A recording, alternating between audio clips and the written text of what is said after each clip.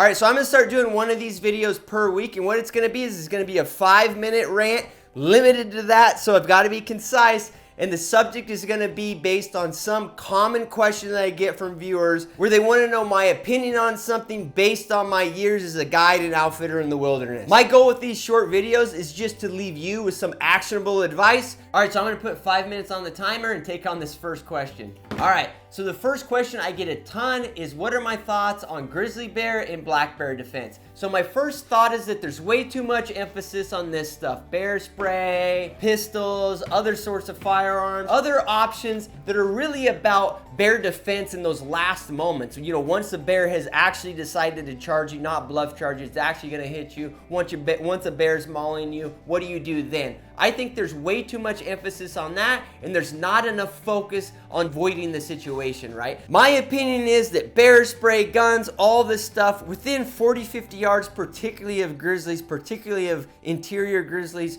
you're fucked. It really doesn't matter, you know, how big of a can of bear spray you have or how big of a pistol you're carrying. If you're within that sprinting, like whack, you know, grab your head, dog shake you distance, even a medium-sized grizzly from that distance, if you're hitting it with a 12 gauge slug, or you're hitting it with a 45-70, you're hitting it with a huge caliber bullet, there's still a very good chance that that bear is going to hit you, get on top of you, and at least have enough life in them to grab you and shake you. If you're in a remote area, that could be life or death. When I think about this, and this is based on a lot of years being around both black bears and grizzlies, and I've been in close quarters with them quite a bit, it's all about situational awareness and distance management. Most of these situations where people get in conflict with either grizzly bears, black bears, even the other species, lions, aggressive moose, all of that stuff, a lot of these situations, people had telltale signs before they got into the situation. There was grizzly crap everywhere. They had seen a sow and cubs earlier on. They had heard that there was an aggressive grizzly bear in that area. Most attacks, if you dig into them, there was some of that beforehand, right? So you either have an individual who was just naive to those,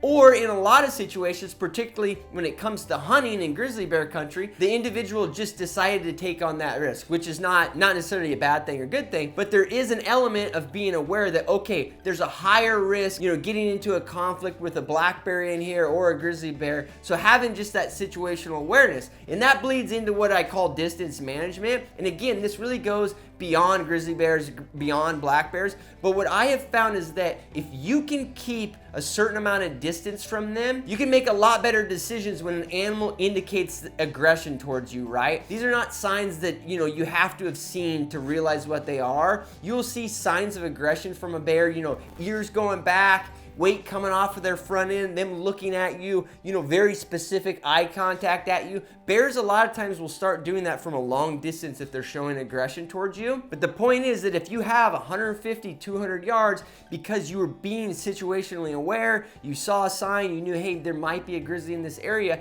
If you see the animal and you have some distance, that's huge. Because if that animal has decided to close the distance, it means that their instincts have told them that they have to deal with that threat even though there's some risk to them. But if you have that distance available to you, right, you've got 150 yards, you've got 200 yards, during that period of time, while the animal either comes towards you quickly or comes towards you slowly, you have time to do one of two things. Reduce the amount of threat you are to that animal. That's the example if you're talking about a sow and cub situation, right? If you have distance, really the threat that you're imposing on them is typically on the cubs, and the sow wants to get to the cubs. So if you have distance, you can get away, and you can make it so it makes sense for that sow to go to her cubs and not come to you. That's easy to do if you have distance. If the animal's coming towards you because, hey, you know, you're near some game quarters and they want that meat, so there's a risk to them giving up that meal, and you're there. If you have distance, you can either become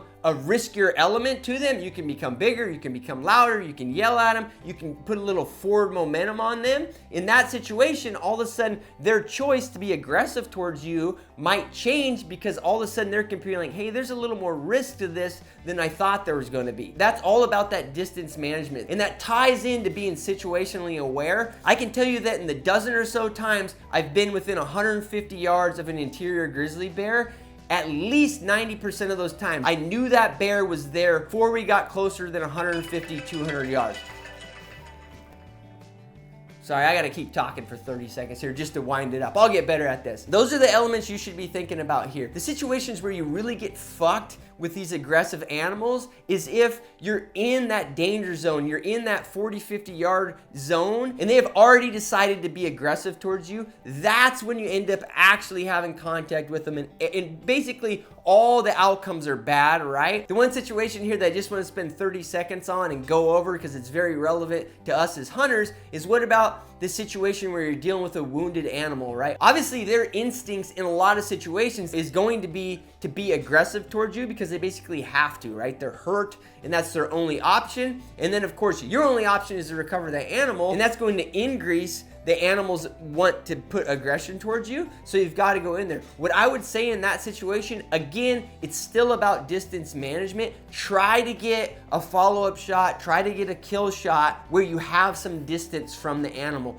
Don't go in there, this is gonna sound very obvious, but don't just barge in there and try to get really close for a shot. If you can, try to look in there. If it's really brushy, even if you can just see a ball of hair and okay, that's the wounded animal in there and you can get a second shot. That's a lot safer than going straight in the trail that they went in or whatever else. And the other thing I'll say about that in those situations is you have to be very wary of two people going in on a wounded bear, because what can happen is they can come out, they can charge between you, and then in the brush they can go between two hunters, and then you've got two weapons that are firing at the animal, and people get killed that way. There's guides that have been killed that way, there's hunters that have been killed that way in recent history. So just consider that those situations where you have a wounded animal that's showing aggression towards you, it needs to be a one-on-one situation. In general, if two people go in on a wounded animal with weapons, there's a bigger risk that they end up hurting each other versus the animal hurting one of the hunters. So it's always safest